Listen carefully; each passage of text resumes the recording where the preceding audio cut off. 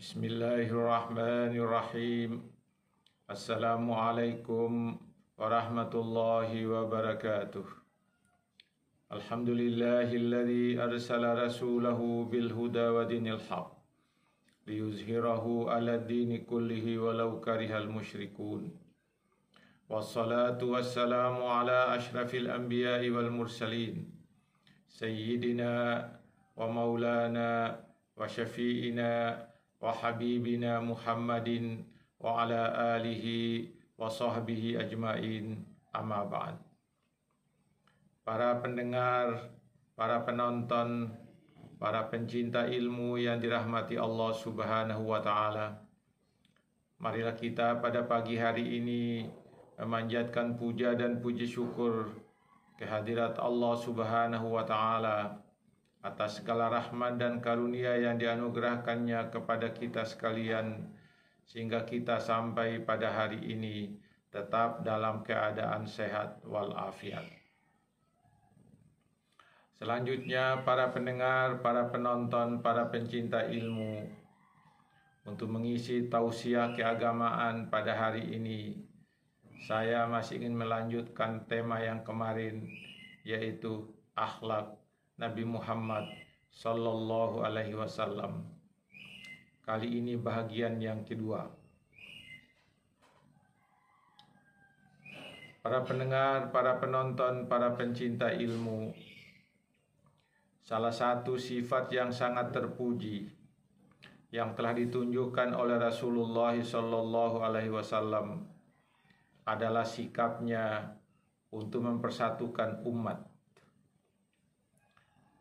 Hal ini terbukti dengan sifat yang terpuji itu adalah ketika pada tahun 606 Masehi telah terjadi kebakaran Ka'bah yang diikuti oleh banjir besar yang menyebabkan runtuhnya Ka'bah, termasuk Hajar Aswad yang ada di dinding Ka'bah.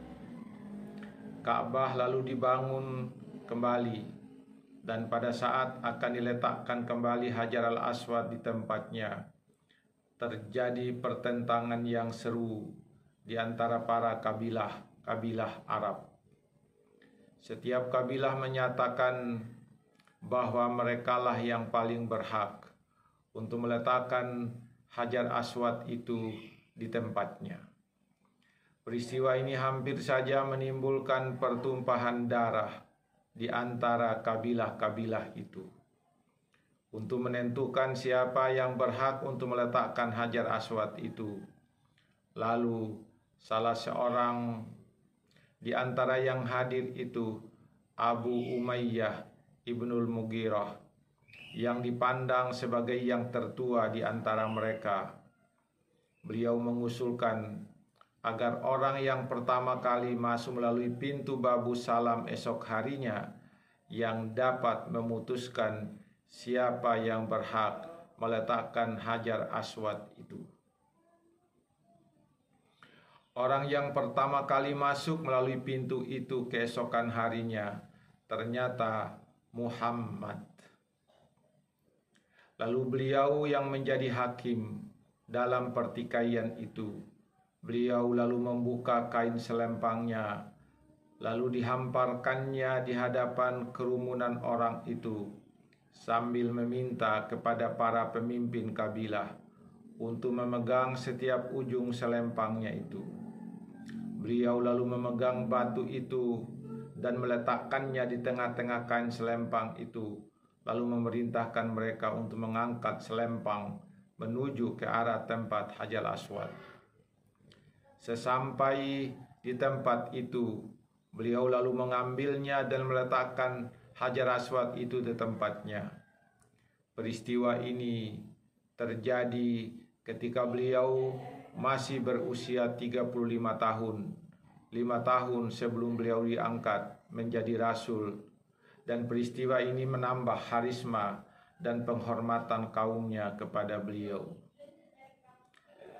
Para pendengar, para penonton, para pencinta ilmu yang dirahmati Allah Subhanahu wa ta'ala, setelah berhijrah ke Madinah, Sikapnya yang menonjol dalam mempersatukan umat juga telah ditunjukkan oleh beliau ketika beliau baru saja sampai di Madinah dalam perjalanan hijrah dari Mekah. Rasulullah Shallallahu Alaihi Wasallam menyadari bahwa kaum yang dipimpinnya sangat heterogen, terdiri atas berbagai kelompok yang berbeda dan bahkan saling bermusuhan satu sama lain sebelumnya. Bersama beliau dari Mekah adalah masyarakat muhajirin yang terdiri atas berbagai kabilah yang ada di Mekah. Sedangkan dari Madinah sendiri adalah kaum Ansar yang menjadi pendukung dan penolong Rasulullah yang terdiri atas kabilah Aus dan kabilah Hajraj yang sebelumnya mendatangi Rasulullah dan mereka saling bermusuhan satu sama lain. Kaum yang bineka ini jika tidak ditangani secara baik, maka boleh jadi akan terjadi pertikaian dan permusuhan di antara mereka. Para pendengar, para penonton, para pencinta ilmu yang dirahmati Allah Subhanahu wa taala. Sesampainya di Madinah, kegiatan pertama yang dilakukan oleh Rasulullah untuk mewujudkan umat yang bersatu adalah membangun masjid sebagai wadah pembinaan rasa kebersamaan dan rasa persatuan di antara kaum yang berasal dari kabilah-kabilah yang berbeda itu dan yang berasal dari suku-suku yang berbeda pula. Beliau bersama kaumnya membangun satu masjid yang hingga sekarang terkenal dengan nama Masjid Quba, yang hingga kini menjadi salah satu tempat yang diziarahi oleh para jemaah haji setiap tahunnya. Masjid ini tidak hanya dibangun untuk tempat beribadah, tetapi juga menjadi tempat untuk menyelesaikan semua persoalan umat.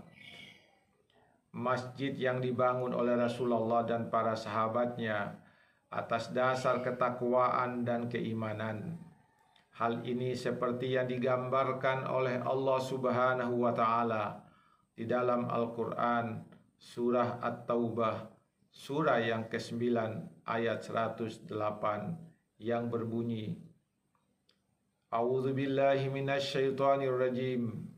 Bismillahirrahmanirrahim. La takum fihi abada la masjidun ussisa ala taqwa min awwali yaumin ahaqqu an taquma fihi rijalun yuhibbuna ayyatatahharu wallahu yuhibbul muttahhirin. Artinya, janganlah kamu bersembahyang dalam masjid itu selama-lamanya, yaitu Masjid Dirar. Sesungguhnya masjid yang didirikan atas dasar takwa, Masjid Quba, sejak hari pertama lebih patut kamu sholat di dalamnya.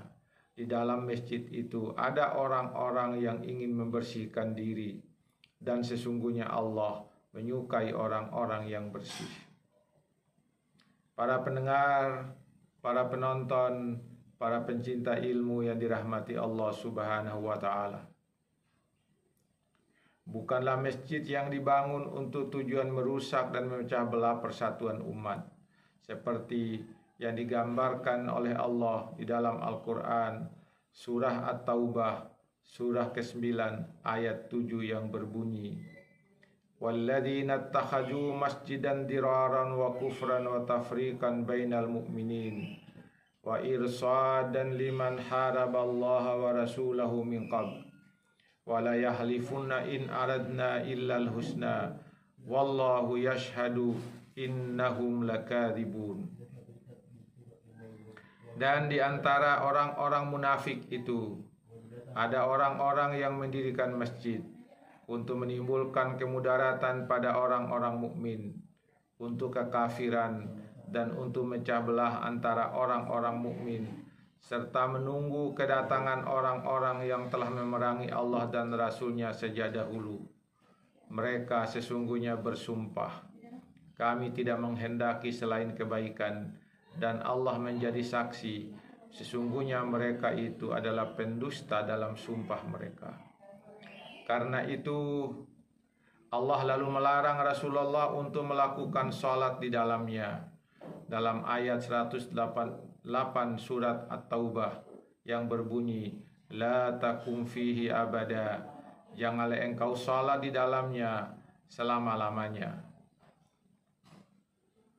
Selanjutnya, hadirin para pendengar, Allah mempertanyakan tentang perbandingan orang yang membangun masjid berdasarkan takwa dan orang yang membangun masjid untuk tujuan memberi mudarat itu, seperti yang telah digambarkan oleh Allah di dalam surah At-Taubah ayat 109 yang berbunyi, Afaman assasa bunyanahu ala taqwa minallahi wa ridwanin khairun amman assasa bunyanahu ala syafa jurufin harin fanhara bihi fi nari jahannam wallahu la yahdil qaumadz zalimin.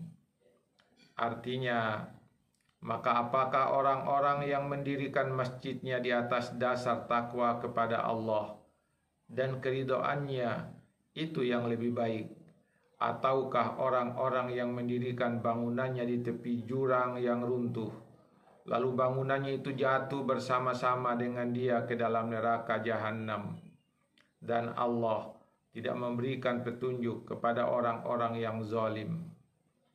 Para pendengar, para penonton, para pencinta ilmu yang dirahmati Allah Subhanahu wa taala. Dalam negara Madinah, di mana Rasulullah langsung menjadi kepala negaranya, upaya-upaya pembinaan persatuan dan kesatuan yang dilakukan oleh Rasulullah sallallahu alaihi wasallam mendapat perhatian besar dari seluruh umat yang ada di sana. Pembinaan yang dilakukan oleh Rasulullah tidak hanya internal orang-orang yang beriman yang terdiri atas berbagai suku dan kabilah itu, tetapi juga membina hubungan dan persatuan dengan masyarakat Madinah non-Muslim yang terdiri atas orang-orang Yahudi.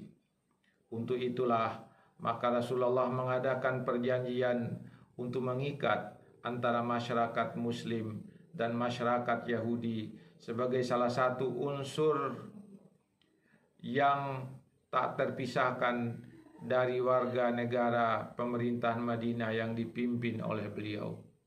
Para pendengar, para penonton, para pencinta ilmu, demikianlah tausiah keagamaan yang dapat saya sampaikan pada hari ini, hari Sabtu, tanggal 31 Oktober 2020. Saya dari Timika, Papua mengucapkan selamat mendengarkan. Semoga ada manfaatnya bagi kita semua. Sekian, lebih dan kurangnya mohon dimaafkan. Assalamualaikum warahmatullahi wabarakatuh.